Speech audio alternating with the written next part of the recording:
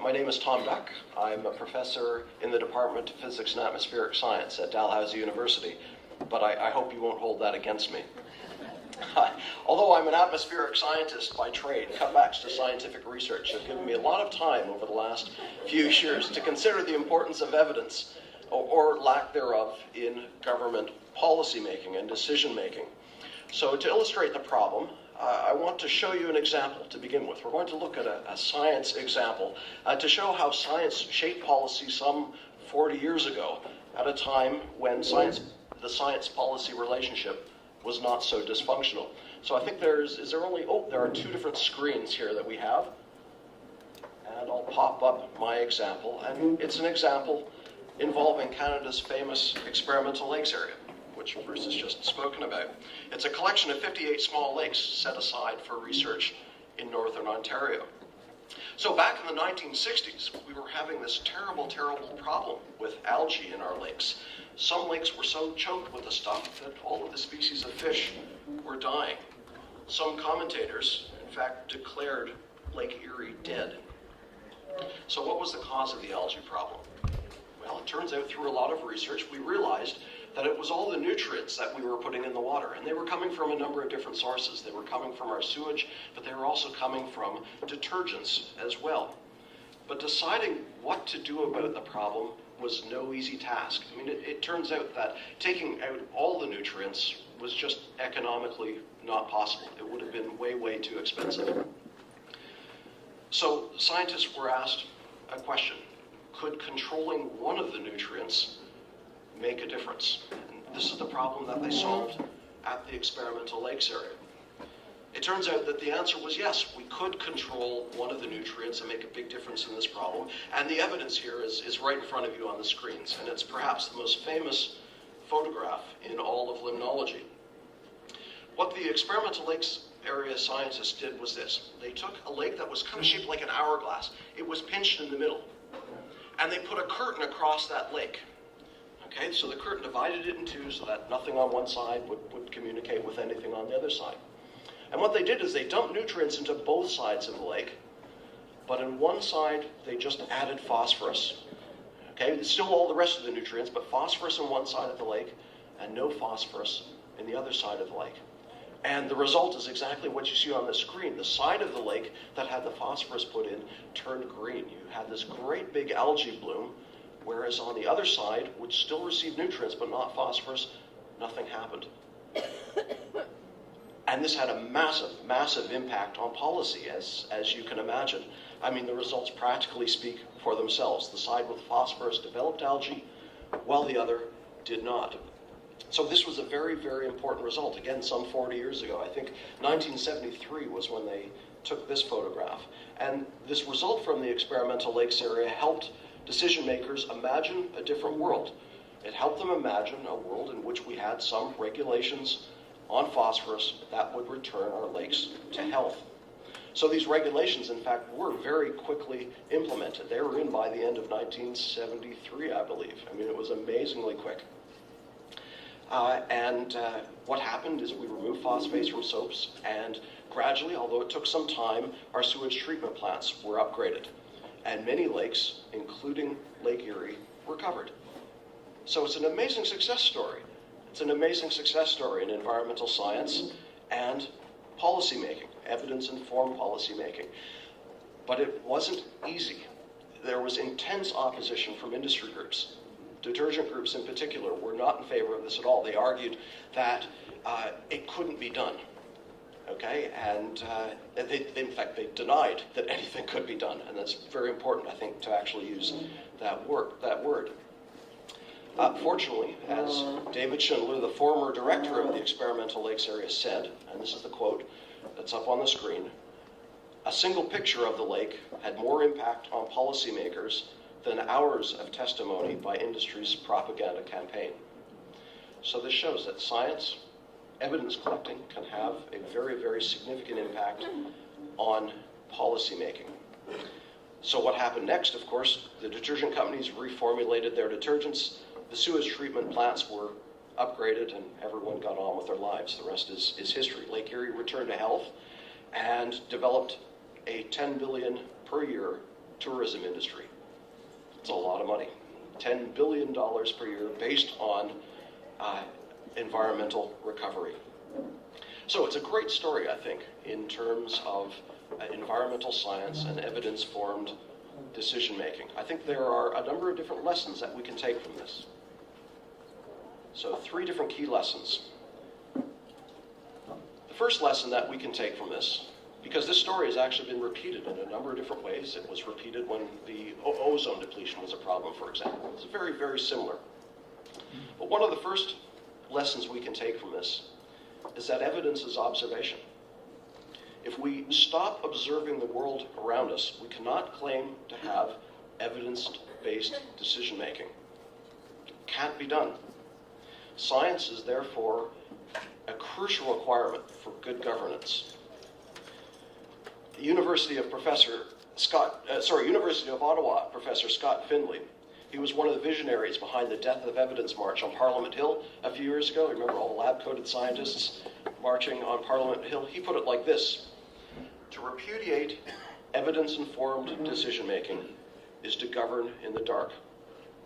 And he's absolutely right. Without science, we can only govern in the dark. So to this I would add, science provides the light that allows policymakers to see. It's a critical activity in evidence-informed governance. Lesson number 2 from this: communication is crucial. It's absolutely crucial to the scientific enterprise, and it's absolutely crucial to the enterprise of making evidence-informed decisions. Nothing here could have changed without the communication of evidence from the experimental lakes area to both decision makers and, crucially, the public. Why is this? Because decision makers can only act if they have the support of the public. So the public needs to be informed. They need to understand what's going on. The public ultimately has to weigh the evidence. So they must understand what that evidence is. So we should never accept anything that limits the public's right to know. It's very, very important.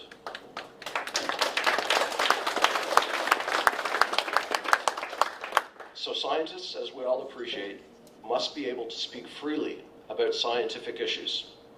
My Dalhousie colleague Jeff Hutchings, he was a scientist who was famously muzzled at the time of the cod collapse a number of years ago, has put it like this: when you inhibit the communication of science, you inhibit science. The legitimacy of scientific findings depends crucially on unfettered engagement, review, and discussion among interested individuals, including members of the public. So the public is absolutely involved in the scientific enterprise. It doesn't happen without the public's involvement and engagement. So the last lesson I think we can learn from this, and again, this is in common with many other experiences we've had in environmental protection, and it's this: protecting the environment is good for the economy. We're often presented with this false choice, right? We're told it's either the economy or the environment. And the reality, as this example so aptly shows, is that's not the case. It is both or neither.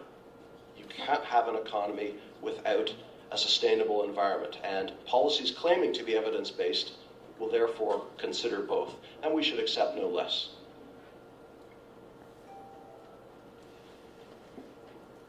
Unfortunately, the healthy relationship between science and policy is now very, very badly broken, and we need to do whatever we can, I think, to fix it. If you haven't read Chris Turner's book called The War on Science, which I've put up here on the screen, then I really urge you to do so. A lot of the evidence that you will need in fighting what's happening in Ottawa today is contained inside that book. The book documents how the research labs, including the experimental lakes area, were shut down, stopping this collection of evidence that is so crucial to policy making. In particular, both Environment Canada and the Department of Fisheries and Oceans have received very, very deep cutbacks. Less than a decade ago, scientists, in fact, were already asking whether or not Environment Canada had been pushed beyond the breaking point. And I don't think there's any question that at this point, they most certainly have. By 2016, Environment Canada's budget will be cut in half from what it was in 2007. These are budgetary cutbacks that are designed to make Environment Canada fail. And I really fear what Canada will become without the science and protection that Environment Canada has afforded us over the years. I want to point out a few notable environment science programs that have been closed down at Environment Canada and Department of Fisheries and Oceans. There's, first of all, Environment Canada's Ozone Research Program. It's gone. This cut was made only a few months after we saw the very first Arctic ozone hole. Kind of shocking. Environment Canada's Climate Adaptation Group is also gone. Imagine that. I mean, here we are with climate change, which is the issue for the coming century and beyond, and we no longer have a climate adaptation group at Environment Canada. There's a Department of Fisheries and Oceans Marine Contaminants Program. They also got completely wiped out. We are now no longer monitoring contaminants in our three oceans. There's the National Roundtable on the Environment and the Economy. They're gone. This means we're not studying any more climate policy research. And finally, my fifth example here will be Environment Canada Smokestack Sampling Group. This group was crucial for oil sands emissions monitoring. They are written all over the Integrated Oil Sands Monitoring Plan. And they were cut immediately after that plan was announced. I should probably talk about a few quick examples outside of the environment, because of course these cuts have been very, very widespread. There's Canada's National Research Council, which has done much to improve the state of our economy over the years. They've made a lot of great, great economic contributions. They've been now transformed into a concierge service for industry. Not my words, those are the words of the government. There's also the loss, of course, of the long-form census at Statistics Canada. This means that we are lacking data that we need, the evidence that we need to enact reasonable social policies. So I could go on and on and on about this. There's been so much that's lost. In fact, we don't even have a complete accounting for what has been lost. The government won't tell us. There's a few other things that Turner's book tells us about as well. It tells us about this troubling practice of the muzzling of scientists, which I discussed briefly before. Our government scientists are not allowed to speak freely to the public that they serve. This is perhaps the single biggest science policy failure of our generation. And the reason why I claim this is many of the other science policy failures that we've seen, for example, the failure to enact any kind of a reasonable approach to climate change, is a direct result of the fact that our scientists aren't allowed to speak to the Canadian public. Okay, so step number one has got to be to allow these scientists again to speak. You might be interested to learn that in 2008, when the government first started restricting the media's access to Environment Canada, that stories on climate change in our newspapers dropped by 80%. 80%! This was no accident. In fact, it was fully the intention of our government to change the channel from the environment to the economy. Yet, as we've already discussed, inhibiting science communications really is the same as inhibiting science itself. And inhibiting science inhibits evidence-based decision-making. So this muzzling of scientists, really all Canadians need to take a strong stand against this. I should point out there are some people who say that it is the government's right to restrict what information gets shared with the public. It's a pervasive argument, but don't be fooled by it. The people need to have the same information that the government has if we are to hold our government to account. It can't happen otherwise.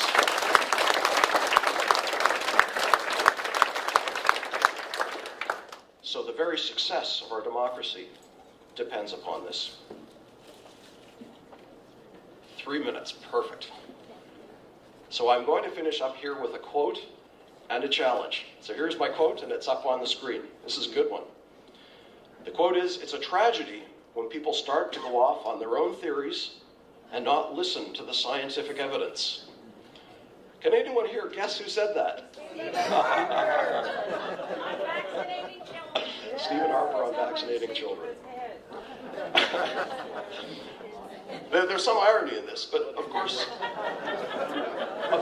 he's right. Okay? He's right. It is a tragedy. And it's a tragedy for this country. So my message is this, and my challenge is this. We should be sure not to fall into the same trap that the Prime Minister so clearly has. This weekend, you've gathered here to discuss Green Party policy. And your policy making, too, should be evidence-based. This isn't just a concept that applies to the regime of the day. So I'm going to put this challenge to you. It's a tough challenge. I'm going to challenge you to critically examine all of your cherished beliefs. Okay? Critically examine them, not just now, but on an ongoing basis, and see if they are well supported by scientific consensus. Ask yourself continually, what is the evidence for that? Recognize as well that changing your mind in light of new evidence is not a sign of weakness. It's a sign of intelligence.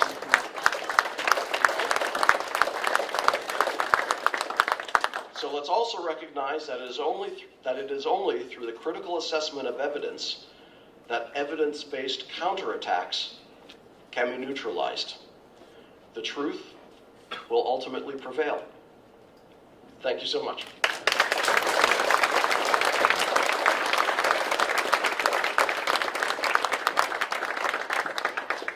That last quote by Stephen Harper reminds me of another quote that I remember. I can't remember who said it, but someone said, "You are certainly entitled to your beliefs, but you are not entitled to your own facts."